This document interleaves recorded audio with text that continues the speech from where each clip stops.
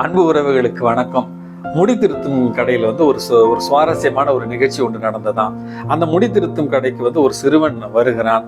அந்த சிறுவனை பார்த்து ஏளனமாக சிரித்த அந்த முடி திருத்துபவர், பாருங்களேன், இந்த பையன் ஒரு சரியான முட்டாளா இருப்பான் அப்படின்னு சொல்லி அந்த சிறுவன் வந்த உடனேயே 10 ரூபாய் நோட்டையும் 5 ரூபாய் நாணயத்தையும் அவனிடத்துல காண்பித்து, உனக்கு எது வேண்டும் என்று கேட்டாராம். அந்த சிறுவன் 5 ரூபாய் நாணயத்தை எடுத்துக்கொண்டு சென்று விட்டானாம்.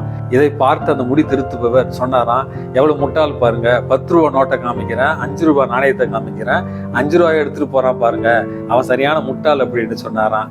இது தொடர்ந்து ஒரு வாரத்துக்கு 2 முறை 3 முறை நடக்குமா. இந்த கடைக்கு 2வது முறையாக முடி திருத்த வந்த ஒருவர் இந்த நிகழ்ச்சியை பார்க்கிறார். வழக்கம் போல அந்த மாணவன் வருகிறான். அவனிடத்துல இந்த முடி திருத்துபவர் 10 ரூபாய் நோட்டு 5 ரூபாய் நாணயம் காண்பித்து எது வேண்டும் என்று கேட்கிற நேரத்தில் 5 ரூபாய் நாணயத்தை அவன் எடுத்து செல்கிறான்.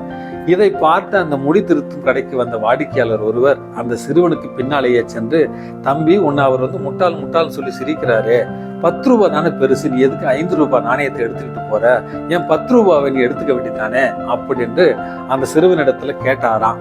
அந்த சிறுவன் சிரித்து கொண்டே சொன்னானா, ஐயா, அவர் என்னை முட்டாள் என்று சொல்லுவது எனக்கு தெரியும். 10 ரூபாய் பெருசா 5 ரூபாய் பெருசான்னா 10 ரூபாய் தான் பெருசு.